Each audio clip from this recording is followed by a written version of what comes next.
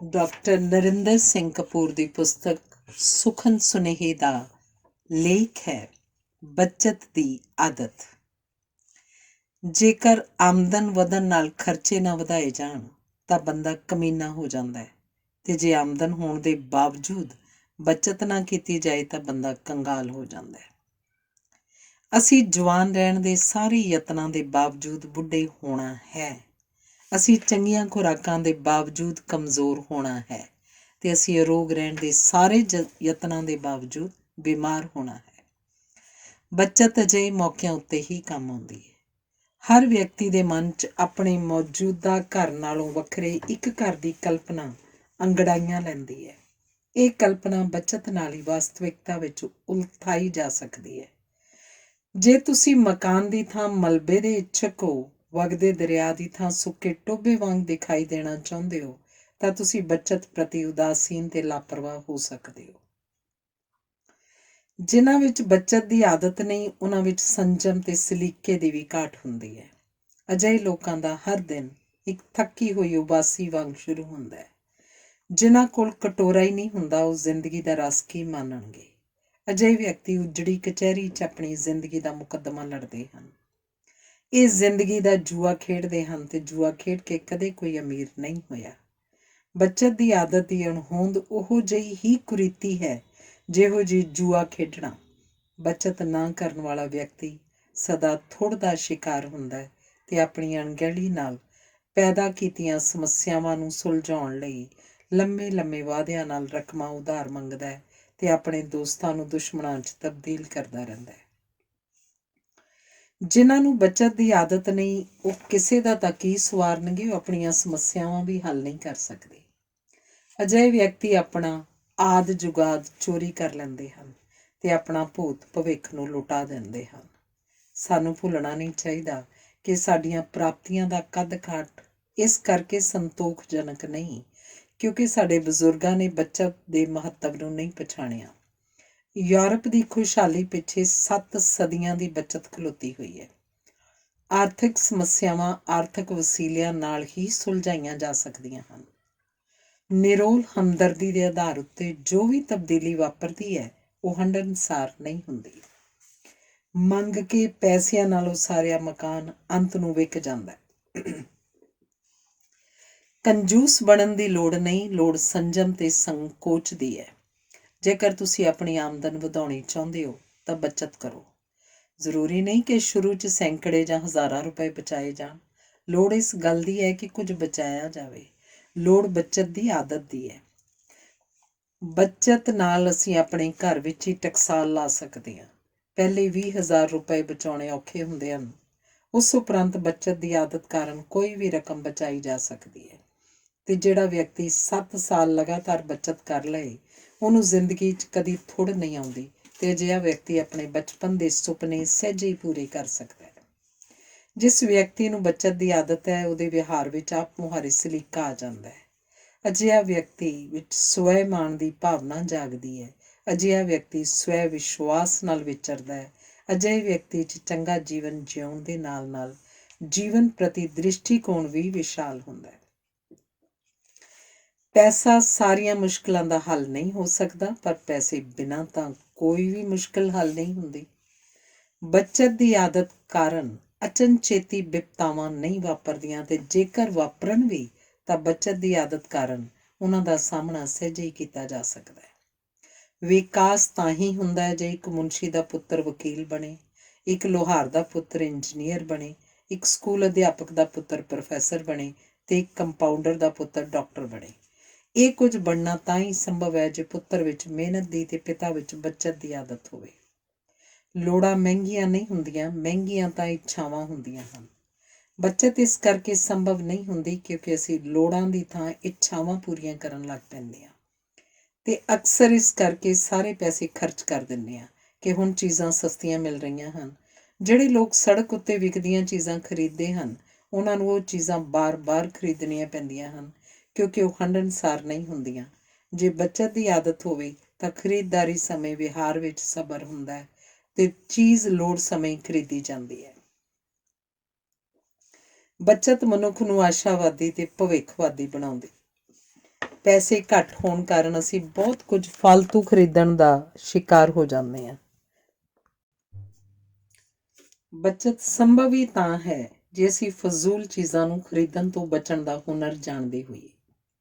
ਬੱਚਤ ਦਾ ਆਪਣਾ ਸੁੱਖ ਹੈ, ਜਿਵੇਂ ਤੁਪਕੇ ਰਲ ਕੇ ਇੱਕ ਧਾਰ ਬਣ ਜਾਂਦੇ ਹਨ ਤੇ ਨੁਕਤੇ ਰਲਾ ਕੇ ਇੱਕ ਲਕੀਰ ਬਣ ਜਾਂਦੀ ਹੈ, ਇਵੇਂ ਹੀ ਸਾਡੀਆਂ ਛੋਟੀਆਂ-ਛੋਟੀਆਂ ਬੱਚਤਾਂ ਵੱਡਾ ਸਰਮਾਇਆ ਬਣ ਜਾਂਦੀਆਂ ਹਨ।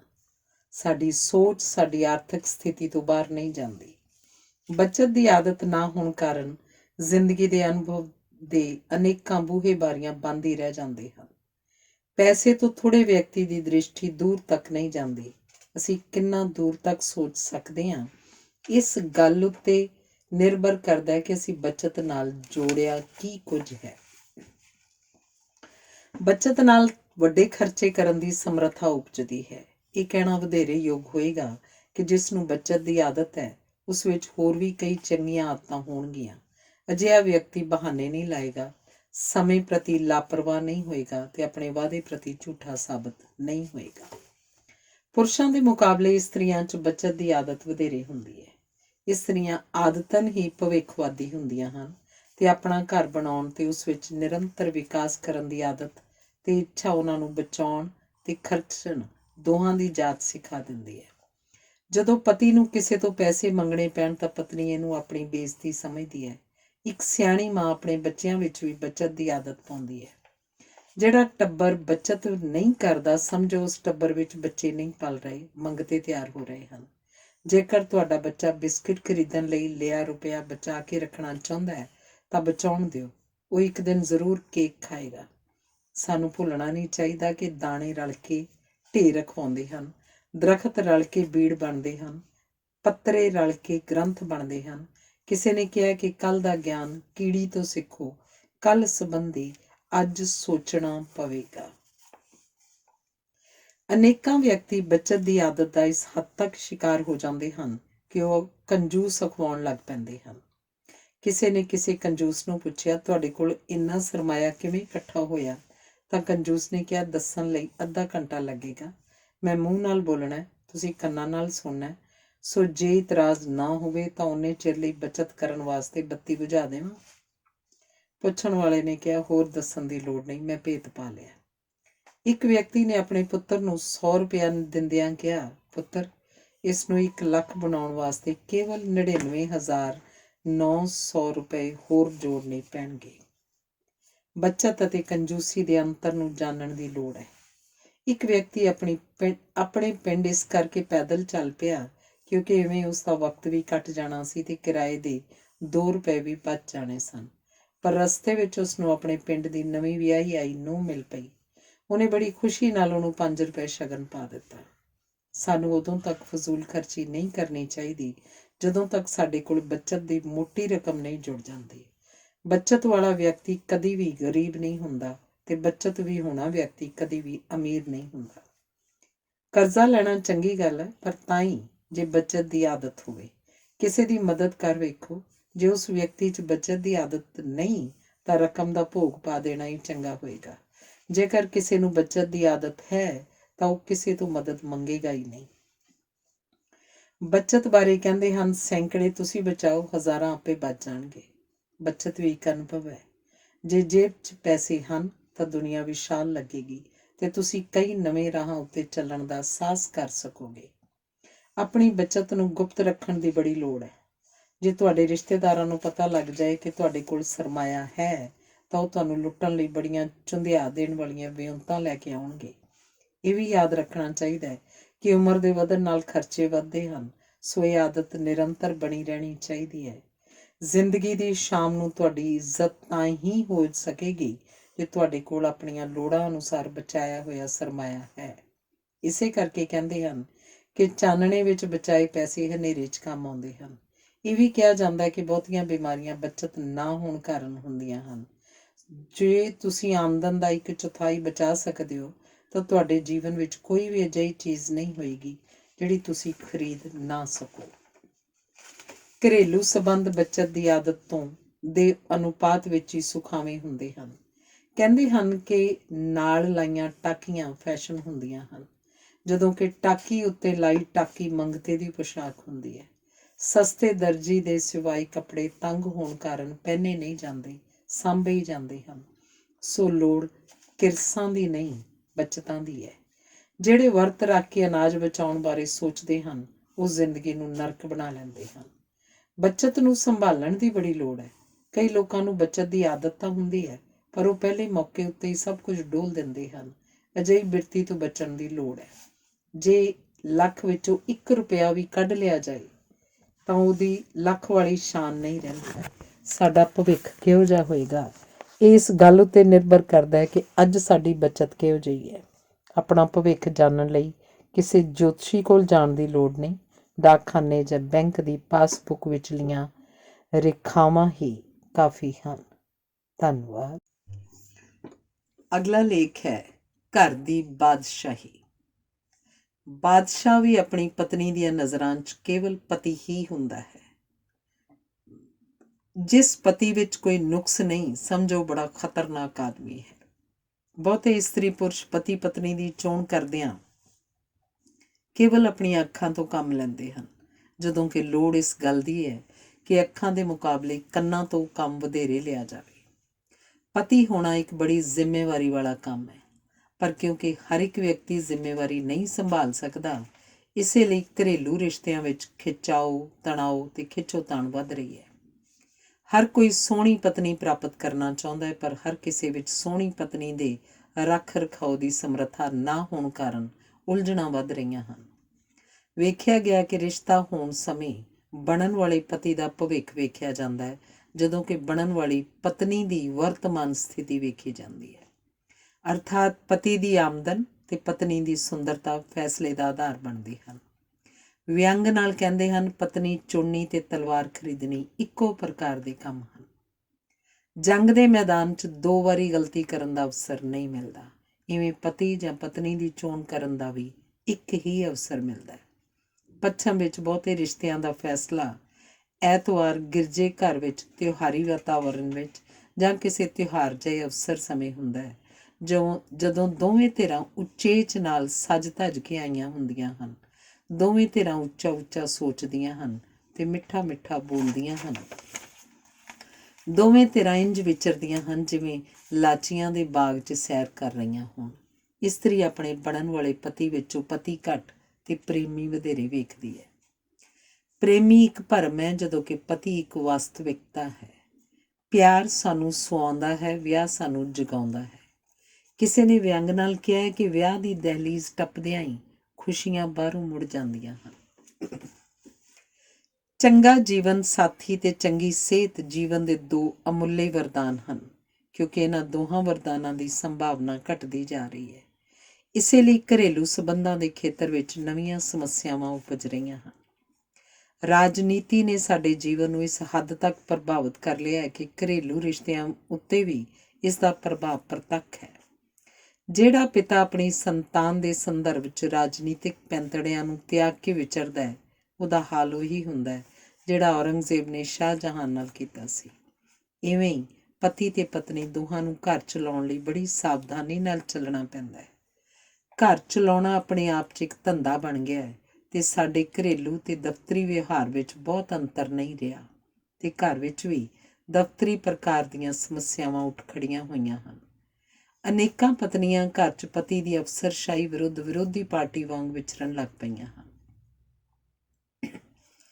ਵਿਆਹ ਦੇਰ ਨਾਲ ਹੋਣ ਕਾਰਨ ਦੋਵੇਂ ਧਿਰਾਂ ਦੀਆਂ ਪਸੰਦਗੀਆਂ ਤੇ ਨਾਪਸੰਦਗੀਆਂ ਪੀੜ੍ਹੀਆਂ ਹੋ ਚੁੱਕੀਆਂ ਹੁੰਦੀਆਂ ਹਨ। ਪੀੜ੍ਹੀਆਂ ਗੰਢਾਂ ਮਨੁੱਖੀ ਵਿਵਹਾਰ 'ਚ ਲਚਕ ਨੂੰ ਖਤਮ ਕਰ ਰਹੀਆਂ ਹਨ, ਤੇ ਲਚਕ ਦੇ ਖਤਮ ਹੋਣ ਕਾਰਨ ਸਮੱਸਿਆ ਉਪਜਣ ਦੀ ਸੂਰਤ ਵਿੱਚ ਕੇਵਲ ਆਪਣਾ ਪੱਖ ਪੇਸ਼ ਕਰਨ ਉੱਤੇ ਜ਼ੋਰ ਵੱਧ ਗਿਆ ਹੈ, ਜਦੋਂ ਕਿ ਦੂਜੇ ਦਾ ਪੱਖ ਸਮਝਣ ਦੀ ਸੰਭਾਵਨਾ ਸੁੰਗੜ ਗਈ ਹੈ। ਇੱਕ ਪੜ੍ਹਿਆ ਲਿਖਿਆ ਵਿਅਕਤੀ ਅਨਪੜ੍ਹ ਪਤਨੀ ਨਾਲ ਗੁਜ਼ਾਰਾ ਕਰ ਸਕਦਾ ਹੈ, ਪਰ ਇੱਕ ਪੜ੍ਹੀ ਲਿਖੀ ਇਸਤਰੀ ਇੱਕ ਅਨਪੜ੍ਹ ਪਤੀ ਨਾਲ ਗੁਜ਼ਾਰਾ ਨਹੀਂ ਕਰ ਸਕਦੀ। ਆਪਣੀਆਂ ਮਾਵਾਂ ਦੇ ਲਾਡਲੇ ਧੀਆਂ ਤੇ ਪੁੱਤਰ ਸਫਲ ਪਤੀ ਪਤਨੀਆਂ ਨਹੀਂ ਬਣ ਸਕਦੇ। ਵੇਖਿਆ ਗਿਆ ਹੈ ਕਿ ਹਰ ਘਰੇਲੂ ਝਗੜੇ ਵਿੱਚ ਕਿਸੇ ਨਾ ਕਿਸੇ ਵਿਦੇਸ਼ੀ ਸ਼ਕਤੀ ਦਾ ਹੱਥ ਹੁੰਦਾ ਹੈ। ਹਰ ਸਮੱਸਿਆ ਸੁਲਝਾਈ ਜਾ ਸਕਦੀ ਹੈ, ਪਰ ਭੈੜੇ ਪਤੀ ਤੇ ਭੈੜੀ ਪਤਨੀ ਦਾ ਕੋਈ ਇਲਾਜ ਨਹੀਂ। ਘਰੇਲੂ ਰਿਸ਼ਤਿਆਂ ਵਿੱਚ ਆ ਰਹੇ ਵਿਗਾੜ ਨਾਲ ਸਮੁੱਚੇ ਸਮਾਜ ਵਿੱਚ ਹਿੰਸਾ ਵੱਧ ਰਹੀ ਹੈ।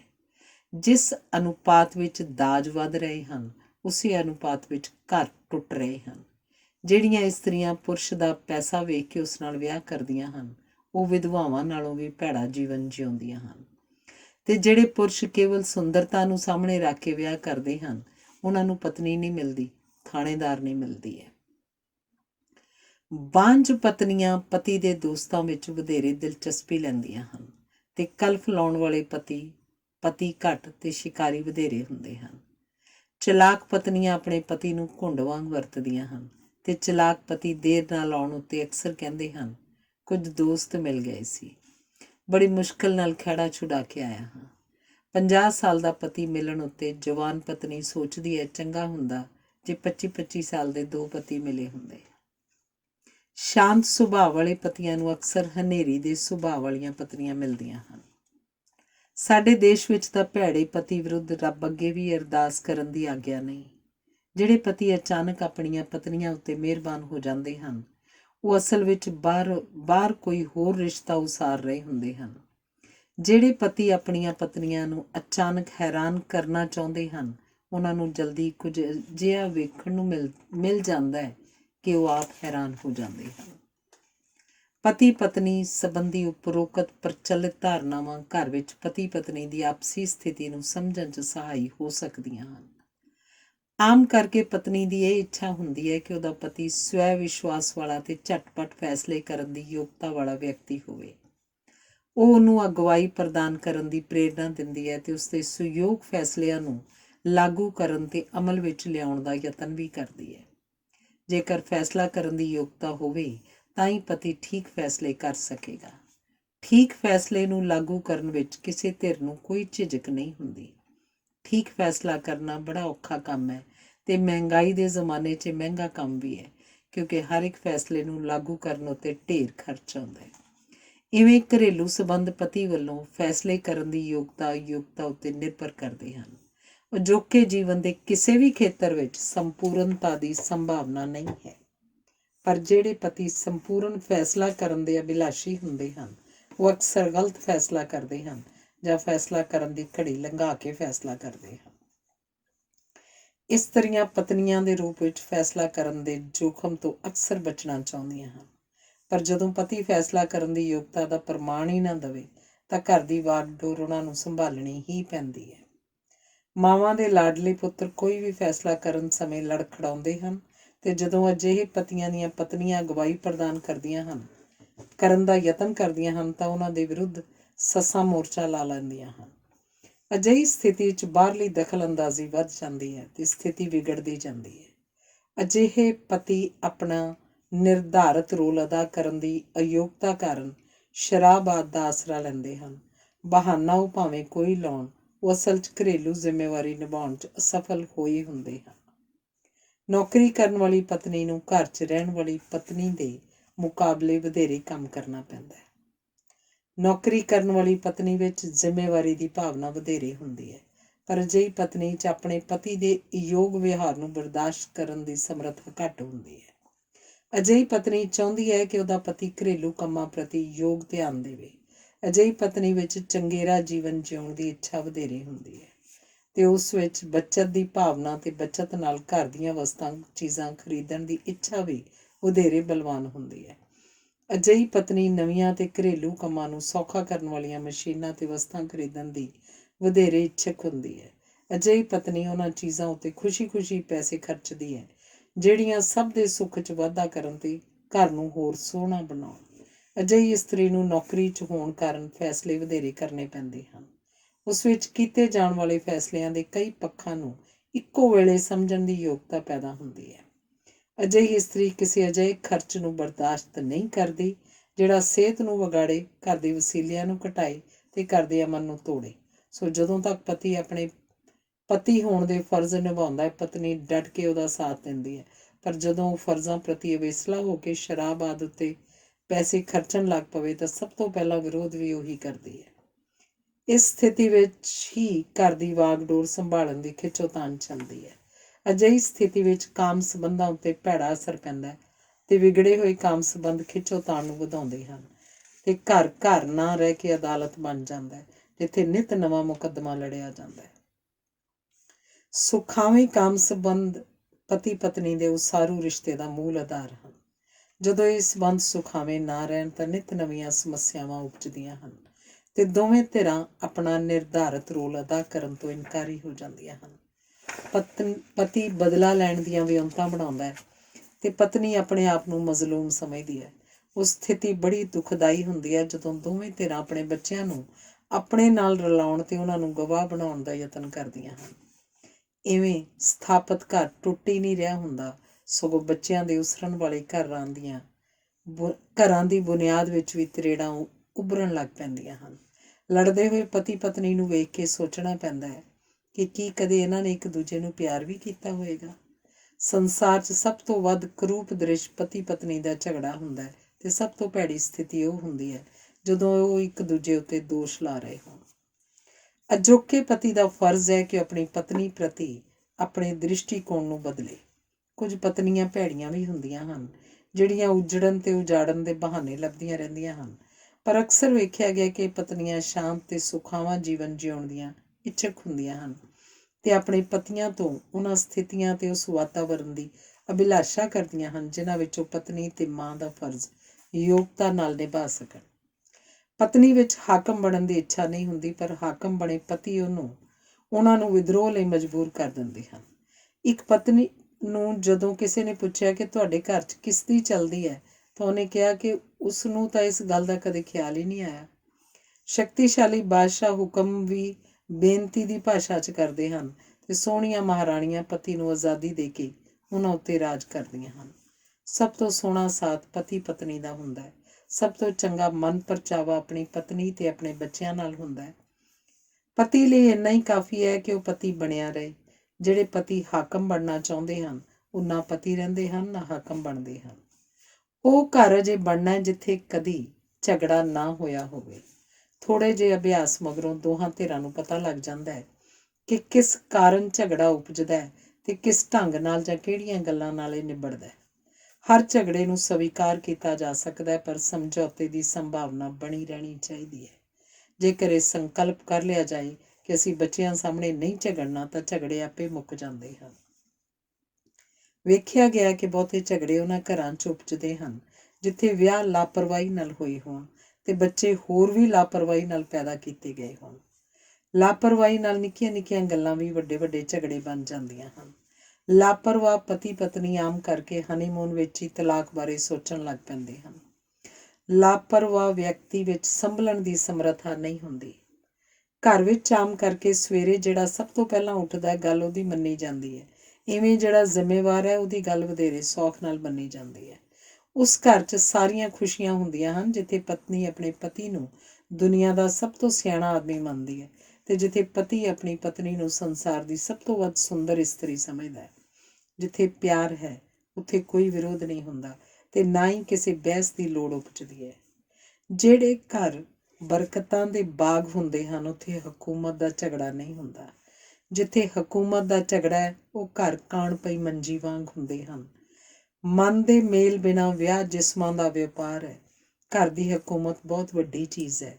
ਇਹ ਦੋ ਹੱਥਾਂ 'ਚ ਸੰਭਾਲੀ ਜਾਣ ਵਾਲੀ ਚੀਜ਼ ਨਹੀਂ। ਘਰ 'ਚ ਹਕੂਮਤ ਉਹਦੀ ਚੱਲਦੀ ਹੈ ਜਿਹੜਾ ਘਰ ਨੂੰ ਪਵਿੱਤਰ ਸਮਝਦਾ ਹੈ, ਜਿਹੜਾ ਆਪਣੇ ਛੋਟੇ ਘਰ ਨੂੰ ਆਪਣੇ ਦਿਲ ਨਾਲ ਵੱਡਾ ਕਰੇ, ਉਹੀ ਉਸ ਘਰ ਦਾ ਬਾਦਸ਼ਾਹ ਹੁੰਦਾ ਹੈ। ਧੰਨਵਾਦ।